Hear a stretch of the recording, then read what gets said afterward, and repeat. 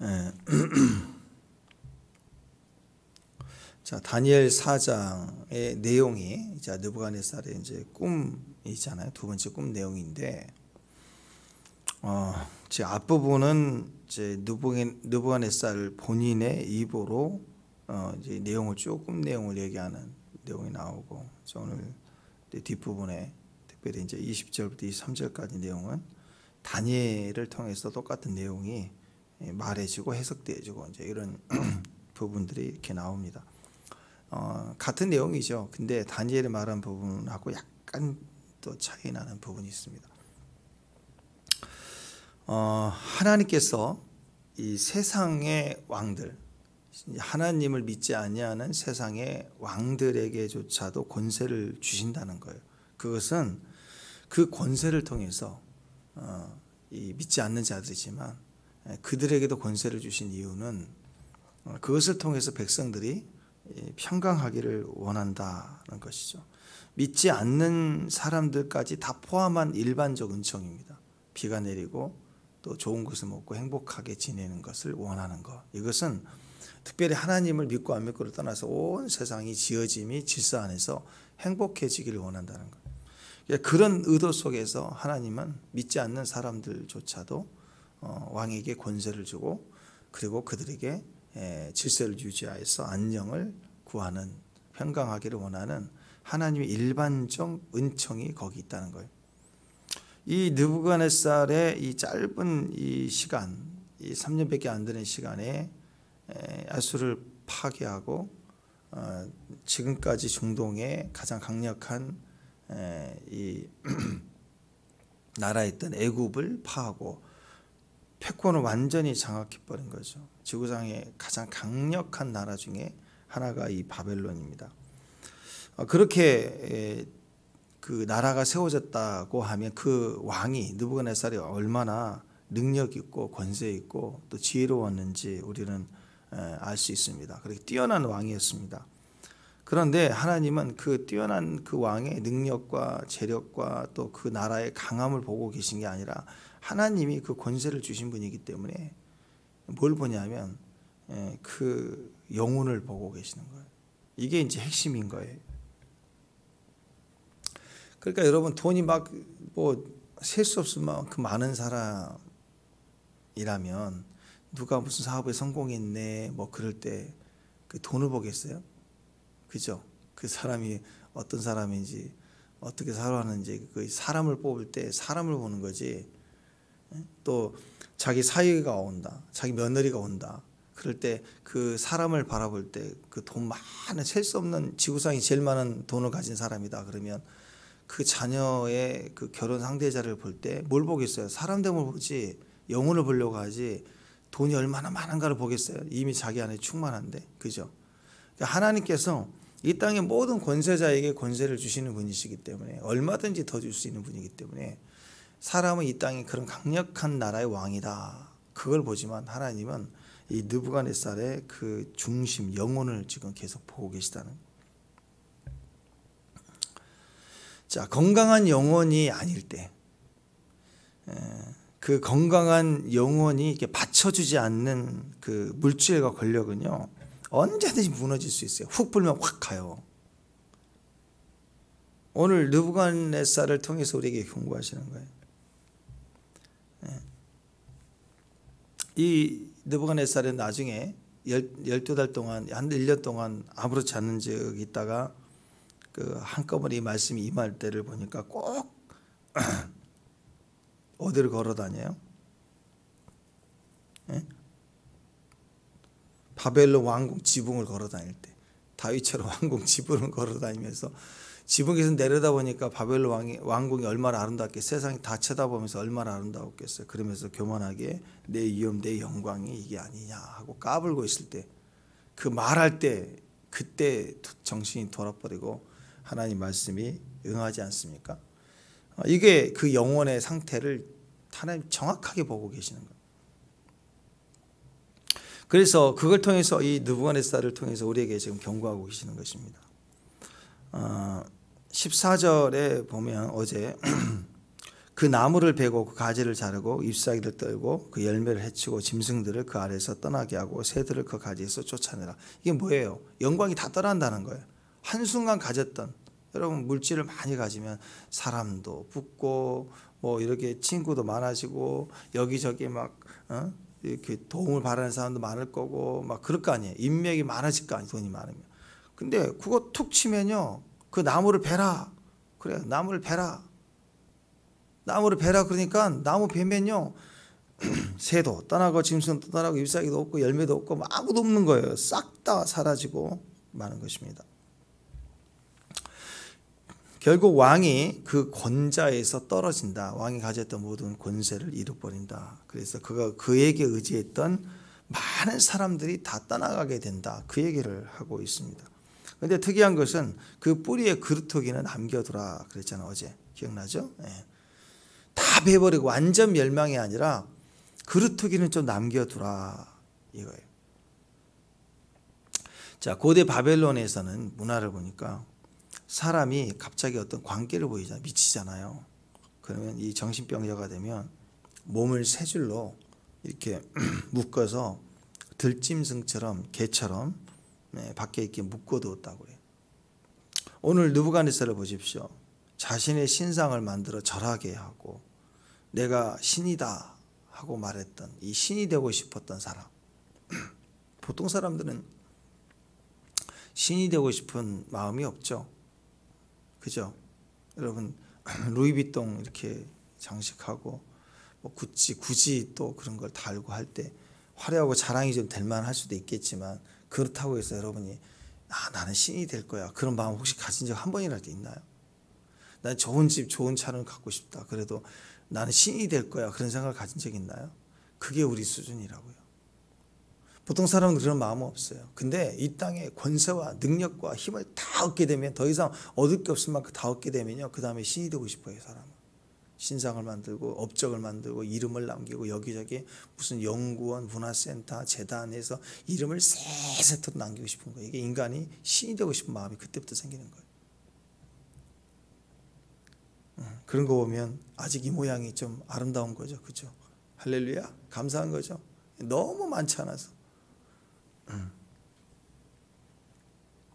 한번 생각해 보세요. 지금 50대 60대인데 20대 청년의 체력이 돌아왔다. 막 한 4일 5일 잠 안 자도 벌떡벌떡 힘이 생기고 뭐 졸리지도 않고 막 그 자기가 자기 힘을 주체 못하면 교회 안 있어요. 새벽에 안 있다니까요. 그 힘 가지고 산천이 나를 부른다고 돌아다니지 교회 안 온다고요. 그 힘 가지고 절대로 안 와요.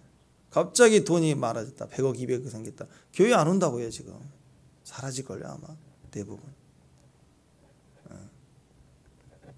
그게 사람의 모습이라는 거죠. 신이 되고 싶었던 사람. 이제 그는 인간도 아니고 인간보다 못한 짐승으로 떨어졌어요. 하나님의 아이디어가 참 기가 막히죠. 이렇게 교만을 떨고 하나님처럼 올라오면요, 보통 사람이 부러워하는 정도가 아닌 자리를 차지하고 다 얻고 더 높은 스스로의 이름을 올려서 신이다라고 칭해도 누구나 반박하지 못할 권세와 힘을 가진 그가 자기를 높여 하늘까지 올라갈 때 하나님 그를 보통 수준이 아니라 훨씬 인간보다 못한 짐승처럼 추락해서 묶여있지내게 하시는 거예요. 느부갓네살은 회고합니다. 깨닫는 거죠. 깨닫는 말 어제 17절 후반에 보면은 지극히 천한 자를 그 위에 세우시는 줄을 사람이 알게 하려 하심이라. 이거 깨닫게 하는 거예요. 누구든지 주실 수 있는 분이다. 누구든지 왕위와 권력과 물질은 확 주실 수 있는 분이 하나님이시다. 그러면서 오늘 다니엘이 다시 한번 확인하는 거 보세요. 25절. 자, 25절 읽습니다. 오늘 다니엘은 뭐라고 얘기하는가? 25절 시작.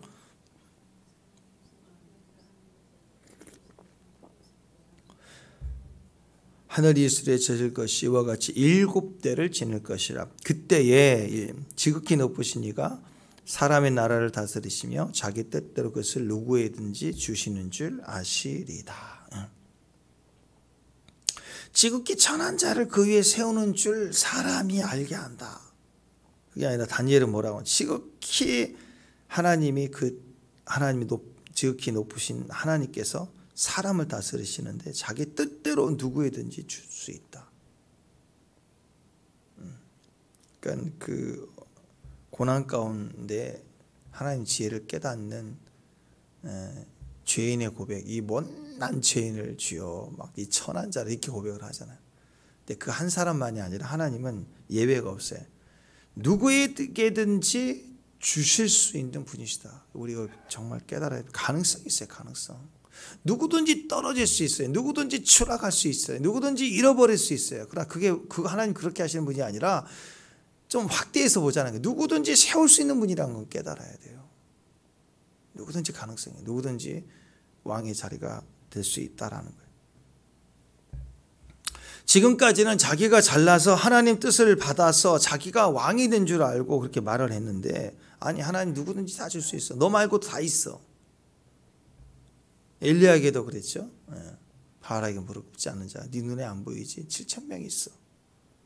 또 언제든지 그것을 빼앗아서 다른 사람에게 줄 수 있는 분이 하나님이시다. 모든 주권이 하나님이시다. 하나님이 다스리신다. 그래서 우리 인생에 우리가 잘 나갈 때 조심해야 됩니다.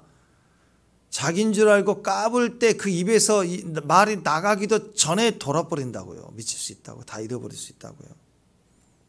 어떤 대적을 일으켜서, 대군을 일으켜서 그 나라를 멸망케 할 수도 있지만 하나님 그렇게 복잡하게 안 하실 수 있어요. 그냥 훅 불면 총기 하나 확 사라지면 그냥 다 인생 다 끝난 거예요.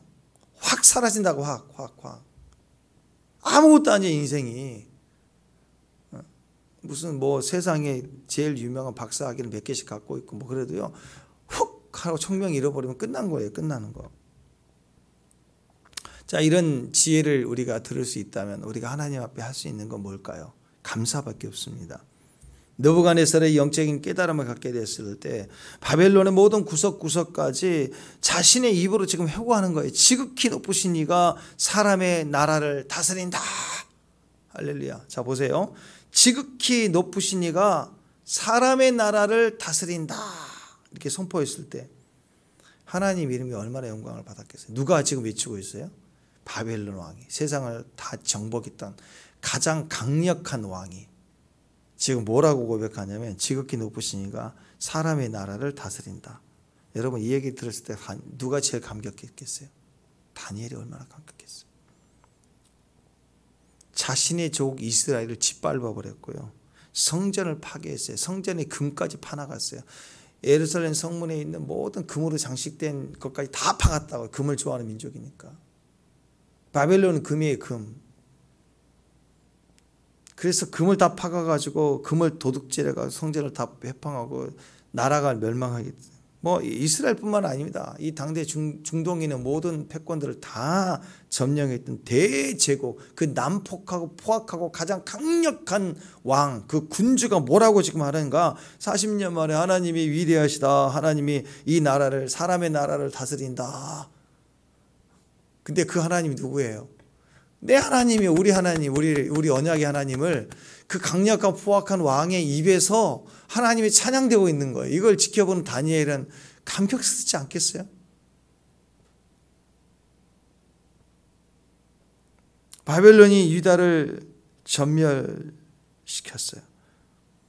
바벨론이 신이 하나님보다 얼마나 강한 것인가 하며 정말 그렇게 매일 조롱하는 바벨론 사람들 속에 디아스포라로 끌려왔던 유대인들이 70년을 살아갈 때 그 핍박 속에서 우리 하나님이 진짜인데, 우리 하나님이 참이신데, 우리 하나님이 진짜인데 에레미야를 통해서 우리를 돌아오게 하신다고 했는데 그렇게 믿고 하신 지가 40년이에요. 지금 딱 절반 지났다고요. 근데 갑자기 어떤 일이 벌어지느냐? 이방의 대왕이 지극히 높으신 이가 사람의 나라를 다스린다고 꺾인 거예요. 이 사건 통해서. 그러니까 이 7년 동안 미치게 하는 이 사건이 그냥 생긴 게 아니라 지금 이스라엘 백성들에게 중간 정도 와서 이제 목적지 도착 100km 남았습니다. 이정표를 살짝 알려준 거예요. 때가 되면 너희를 내 손에서 구원해, 내가 내 손으로 너희를 구원해 다시 돌아오게 할 것이다. 나는 너희가 당하는 이 세상을 다스리는 왕이다. 그 얘기를 그 세상 왕의 입을 통해서 위로하고 있는 거야. 믿으라. 아직 연단의 시간이야. 그때까지는 내가 당장 할 수 있지만 너희가 새로운 민족이 되고 나라가 돼서 돌아와야 돼. 그때까지는 기다려야 돼. 인내해야 돼. 하면서 지금 느부갓네살 왕을 다스리고 그 왕의 입을 통해서 하나님이 이 땅의 주인이심을 다시 선포하고 있는 거예요. 그러니까 여러분 얼마나 대단해요.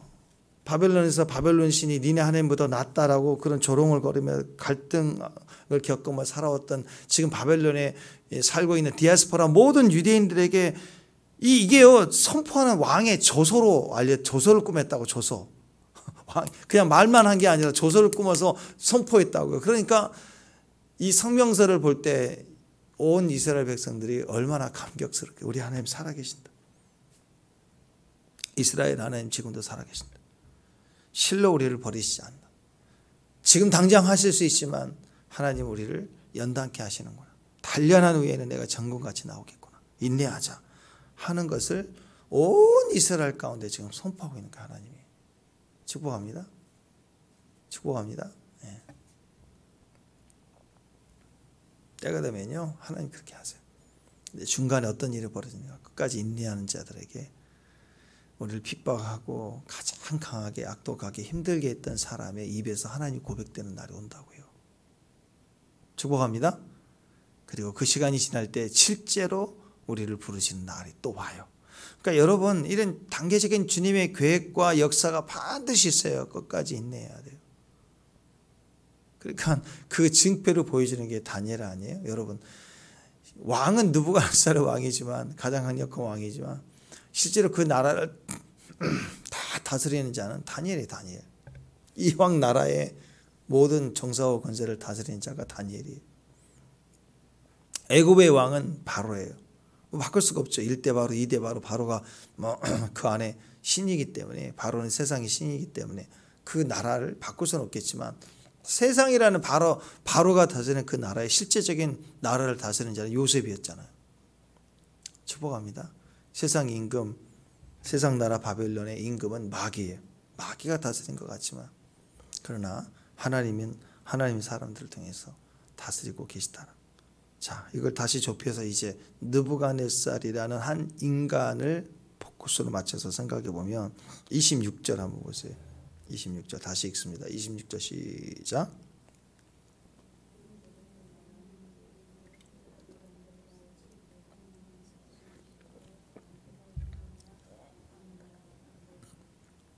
자, 여기 보니까 그 나무 뿌리에 그루터기를 남겨두라 했어요. 완전히 없애버리진 않았어요. 남겨두라. 이유가 뭐냐? 하나님이 다스리는 줄을 왕이 깨달은 후에야 다시 회복시켜 주기 위해서 기회를 주고 있는 거예요. 기회. 그루터기를 남겨뒀다는. 이거 뭘 의미합니까? 회복, 또 회개. 회개하면 회복이 이루어진다. 그러니까 회개가 길어지면, 회개가 안 되고 회개가 길어지면 회복이 늦어져요. 회개가 빨리 즉각적이면 회복이 빨리 일어난다는 거예요. 회개할 때 구원을 받으니까. 여기서는 7년으로 나와 있지만요, 사람마다 7년이란 기간이 짧을 수도 있고 늦을 수도 있습니다. 7일만이 될 수 있고 7시간 만에 회복이 될 수도 있고 어떤 사람은 70년이 걸릴 수도 있는 거예요. 축복합니다. 반드시 회개의 시간이 채워져야 그 다음 회복이라는 거예요. 7년이라는 이 기간은 오늘 본문에서는 느부갓네살의 교만의 크기입니다. 이 사람이 깨어지기 위해서는 이 기간이 이 사람에게는 필요했던 거예요. 우리에게 필요한 시간들 얼마나 될까요? 잘 모르죠. 근데 분명한 것은 내 교만의 사이즈만큼이라는, 그게 징계의 시간이죠. 그때 우리가 회개할 수 있을 때 그것이 회복이 되는 것입니다. 여러분, 그래서 모든 징계의 시간은 그냥 생고생하는 시간이 아닙니다. 우리의 교만이 다뤄진다는 특별한 의미가 되는 시간들이에요. 우리를 다루시는 게 목적이 아니라시면 그냥 쳐서 지옥 보내면 되잖아요. 툭 치고 탁 지옥. 근데 왜 이렇게 길게 연단하실까? 7년이니까 7년에 7년을 더하게 하실까? 7년에 70번을 더하게 하실까? 왜?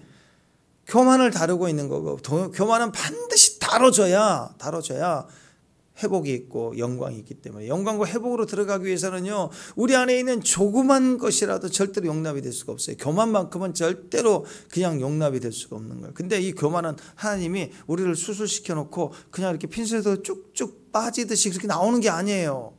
교만은 내 인격이 동이고 내 인격이 자기 자신을 드러내는 고백이기 때문에 내 스스로가 토해야 돼요. 회개해야지 토해져 나와야 그게 처리가 되는 거예요. 꺾일 때까지 시간과 환경을 하나님 내에 몰아가시면서 하나님이 그 환경과 기회를 주고 계시는 거예요. 그게 연단이라는 의미입니다. 연단 속에 우리는 회개해야 돼요. 내 입으로 진실로 토해 나와야 돼요. 다윗의 위대한 영성도 거기 있는 거 아니에요? 죄를 지었지만 철저하게 우슬초로 나를 정결케 하소서 하면서 눈물로 뿌리고 영혼의 깊은 것까지 하나님 앞에 고백했을 때 위대한 다윗의 영성이 나오는 거 아니겠습니까? 그래서 여러분, 이런 시간들이라고 하는 것은 하나님의 이름을 부르면서 하나님께 도와달라고 그러면 안 되는 시간들이에요. 자, 이런 시간들은요, 예수님의 이름으로 권세를 명하노니 축사한다 하면서 영적 전쟁하는 그런 시간들이 아닙니다. 욥의 그 고난 가운데 한번 욥이 영적 전쟁했습니까? 우리 자녀를 죽인 놈들을 다 끊어질지어다. 그래서 이게 간지럼 병 걸려서 이렇게 하니까 기아장 긁으면서 아니다. 이건 영적 전쟁을 해야 돼. 하고 막 금식하며 외치면서 내 몸에 있는 귀신은 떠나가라 하면서 막 저주는 끊어져라. 조상의 저주는 끊어져라. 막 그렇게 영적 도전하고 막 전쟁이 있습니까? 하나님 이 재앙을 물리쳐 주옵소서. 막 욥이 그렇게 나갔나요? 욥의 연단은 그런 싸움이 아니라고요. 우리 그리스도인들이 막 엉터리 같은 기도할 때가 많아요. 예수 이름으로 하나님 이름으로 권세를 하고 막 천사를 보내고 뭘 좀 배웠다는 건 다 써먹으면서 어떻게 해서든지 물질 문제, 건강 문제 해결해 보려고 난리를 치는데요. 그 문제가 아니에요. 지금 이 문제는 연단의 시간이고 철저히 회개하는 시간이고 엎드려서 회개할 때인데 그걸 전쟁하고 기도 제목으로 삼고 기도 제목으로 뿌리고 돌파하고 문제 해결로만 보고 있다는 거죠. 더군다나 막 하나님 보좌로 움직여버리면 되는 줄 알고 보좌를 움직이려고 난리를 치는 거예요. 아닙니다. 엎드려 눈물로 회개하고 내가 풀어져야 토해져 나와야 하늘도 우리를 풀어주는 그런 시간들이라는 거예요. 하나님은 오늘 느부갓네살의 회개를 통해서 회복을 풀어주고 계시는 거예요. 우리도 마찬가지입니다. 다니엘은 27절은 보세요. 시작. 그런즉 왕이여 내가 아뢰는 것을 받으시고 공의를 행함으로 죄를 사하고 가난한 자를 긍휼히 여김으로 죄악을 사하소서. 그러면 왕이 평안함이 혹시 장관이다. 그런즉 왕이여 지금 제가 이렇게 얘기하는 것을 받으세요. 말을 받으세요. 뭐요? 회개하세요. 회개해야 됩니다. 그래야 혹시 풀릴 수 있어요. 가능성을 열어주잖아요. 사람들은요, 어떻게 계시를 받을 것인가 그게 관심이 많아요. 어떻게 내가 떴다 봤다 할 수 있을까? 어떻게 내가 은사를 기가 막힌 저런 은사를 나는 어떻게 받을 수 있을까? 이렇게 여기 상당히 관심이 많습니다. 기도할 때 기도를 통해서 어떤 물권을 받을까? 막 이런데 굉장히 관심이 많아요. 방언 하나 생각해 봅시다. 여러분 우리가 방언 기도할 때 생각해 보세요. 예전에 방언 받기 전에 방언 그러면 대부분 어디 관심이 있어요? 방언 어떻게 받을까? 나도 방언은 하고 싶다. 방언을 어떻게 받을까요? 엄청난 고민과 기도와 사모함이 있어요. 대부분의 사람들은 방언 받기 전까지 어떻게 나는 방언을 받을 수 있을까? 그게 굉장히 큰 이슈고 거기 관심이 많습니다. 그런데 방언을 받고 나면 어떻게 받을 수 있나 그런 질문은 관심 의미가 없어요. 그러니까 방언이라는 전체적인 은혜를 놓고 은사를 놓고 보면 어떻게 받을 수 있을까라는 거기에 집중되고 의미가 있는 부분들은 받기 전에 그때 일부만 잠깐 생각이 나는 거고 대부분 방언 그러면 뭐예요? 방언 그러면 이제 방언에 대한 통역이 관심이 많아지는 거고 또 한 가지 방언을 가지고 어떻게 기도할 것인가 이게 더 중요하다는 거예요. 하나님 우리에게 방언을 주시는 것은 방언을 통해서 유익하게 하기 위함 아니에요? 그러니까 어떤 사람은 방언을 유익하게 하는 사람도 있지만 어떤 사람들은 방언 받기만 하고 아무런 유익이 되지 않게 그냥 받고 났더니 그러네 하고 방언 받을 때 좀 기도했고 한 몇 년 지나고 나면 기도도 안 하는 사람이 있어요. 방언을 유익하게 하지 않는다는 거예요. 근데 방언을 주신 이유는 유익하게 하기 위한 거예요. 축복합니다. 축복합니다. 계시도 마찬가지예요. 꿈을 보는 것도 환상을 보는 것도 어떤 계시를 방언, 은사 모든 것이 다 그렇습니다. 그걸 통해서 우리 안에 유익하게 하려는 목적이 있어서 주신 건데 우리는 어디 관심이 있느냐, 어디 많이 관심이 있느냐, 어떻게 나도 환상을 볼까, 어떻게 꿈을 해석할까, 어떻게 내가 하나님의 은사를 받을까, 능력을 받을까, 여기에만 포커스가 있지 누구도 이것을 청지기처럼 하나님 앞에 귀하게 덕이 되고 유익이 되고 쓰임받을 수 있을까에 관심은 1도 없다는 거예요. 꿈과 계시도 마찬가지입니다. 느부갓네살의 왕이 꿈을 꾸었을 때는 해몽도 중요하지만 이는 꿈을 꾸었으니까요, 해몽하고 싶어서 난리치는 거예요. 첫 번째 꿈도 그랬잖아요. 해몽 찾아내라, 안 하면 다 죽인다 그랬어요. 다니엘을 통해서 해몽이 됐으니까 이제 뭐가 중요하죠? 반응이 중요한 게 반응이. 계시를 어떻게 해석할 것인가가 중요한 게 아니라 어떻게 그 계시 해석에 반응할 것인가가 더 중요한데, 그걸 통해서 지금 꿈을 통해서 계시를 준 거 경고를 해 주신 거예요. 그러면 경고를 받아들여야 돼요. 해석은 끝이 아니라 이제 시작이라는 거예요. 회개로 들어가는 시작인 거예요.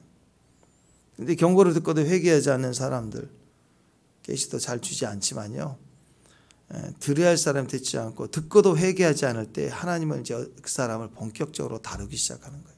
하나님 입에서 이제 떨어졌잖아요. 떨어진 말에 책임을 묻기 시작하신다는 거예요.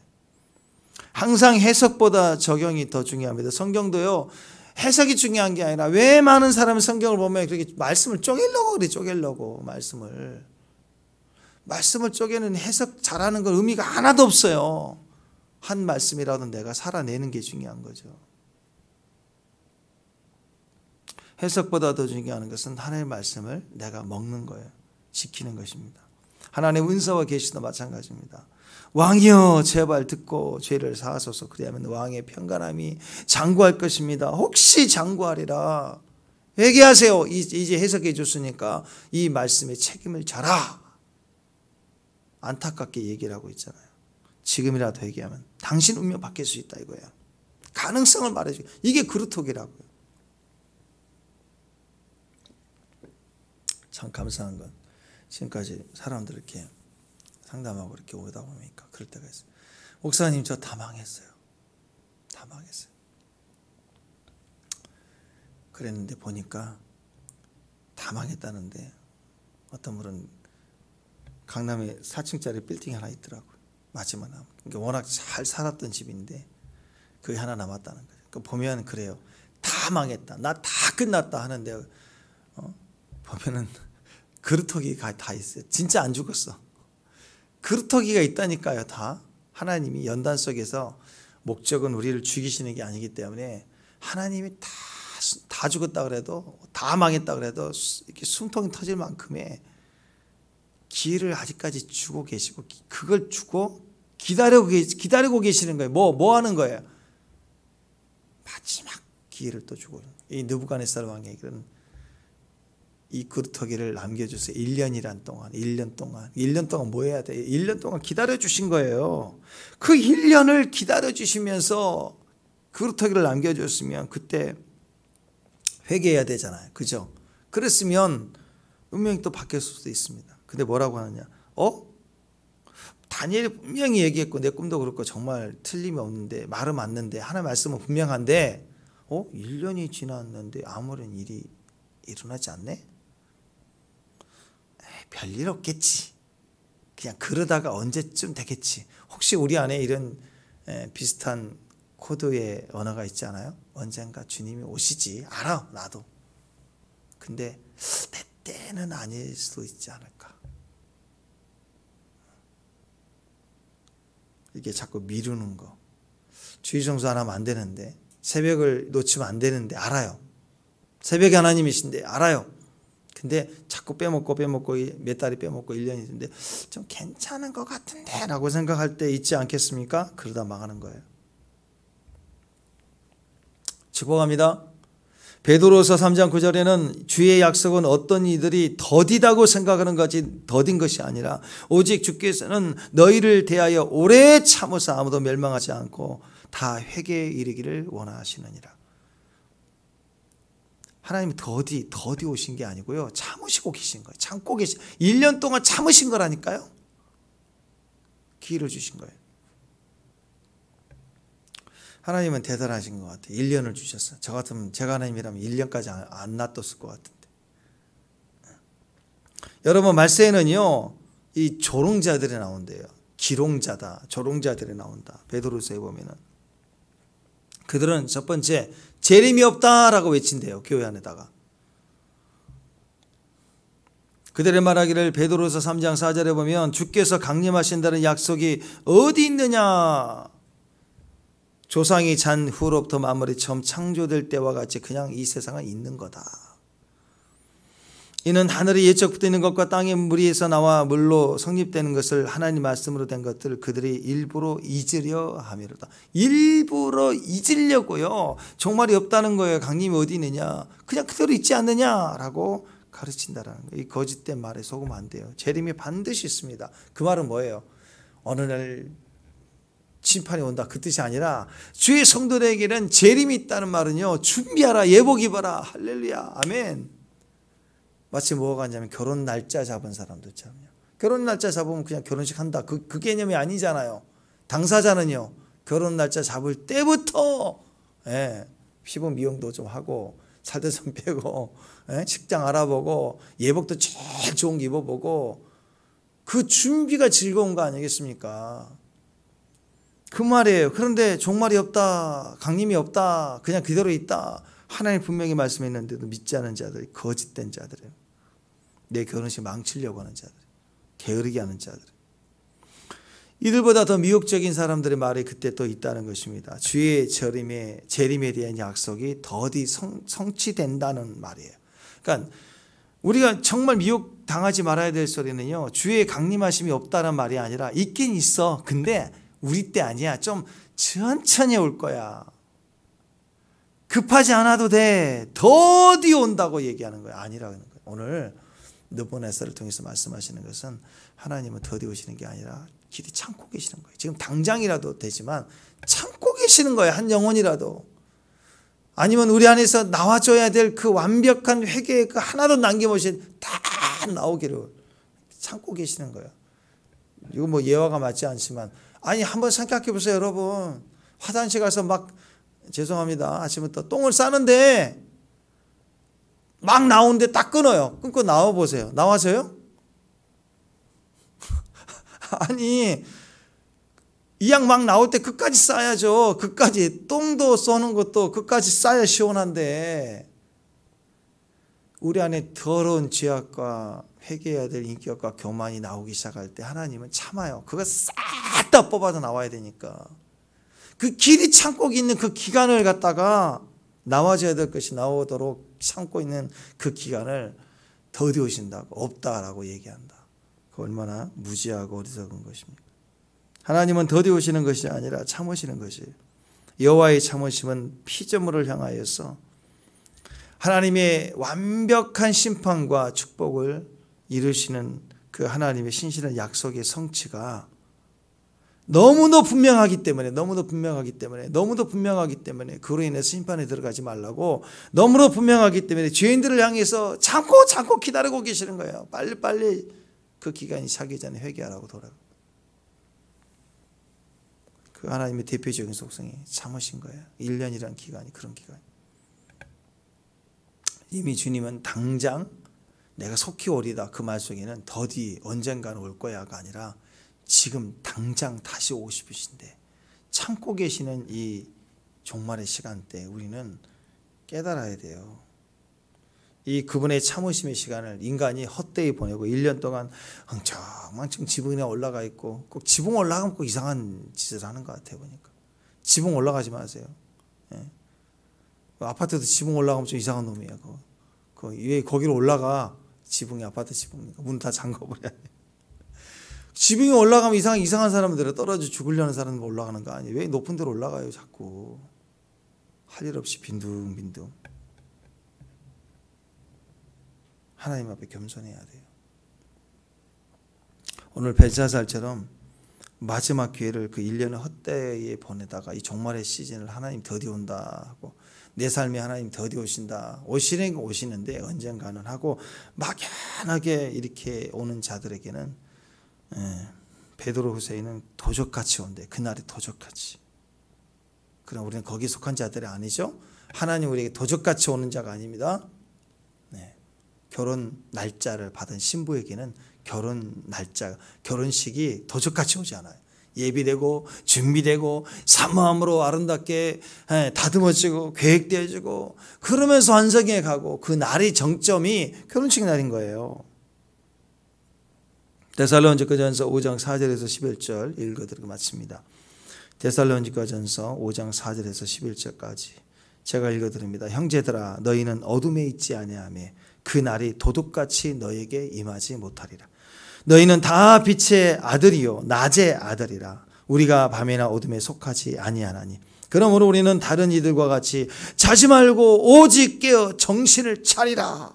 자는 자들은 밤에 자고 취하는 자는 밤에 취하되 우리는 낮에 속하 있으니 정신을 차리고 믿음과 사랑의 호신경을 붙이고 구원의 소망의 투구를 쓰자. 하나님이 우리를 세우시면 노하심 진노에 이르게 하심이 아니요 오직 우리 주 예수 그리스도로 말미암아 구원을 받게 하심이라.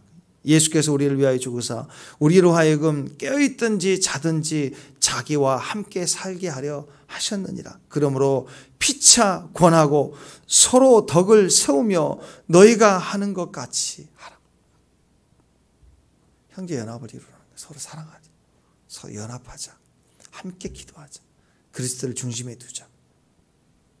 이걸 다시 집요하게 해서 율법으로 돌아가면 사랑과 공의를 이루라. 너희 주변에 억울한 자가 없게 하라. 너희 주변에 가난한 자가 없게 하라. 서로를 돌아보라. 하나가 되라. 그리스도의 중심으로 살아라. 회개하라. 겸손하라. 온 땅을 하나님이 다스리신다. 그게 지금 느부갓네살을 통해서 우리에게 얘기하고 교만한 망하는 거예요. 주의 날에 신부같이 서 있는 저와 여러분 되십시다. 기도하겠습니다. 하나님 우리를 겸손케 하셔서 주의 나라를 향한 예비된 신부가 신부단장을 하는 거죠. 우리를 단장하게 하셔서 우리를 거룩하고 정결한 신부가 되게 하고 우리 영이 깨어서 정신 차려서 신부단장하여서 어린 양 혼인잔치에 참여하는 아름다운 신부의 모습으로 준비되게 하옵소서.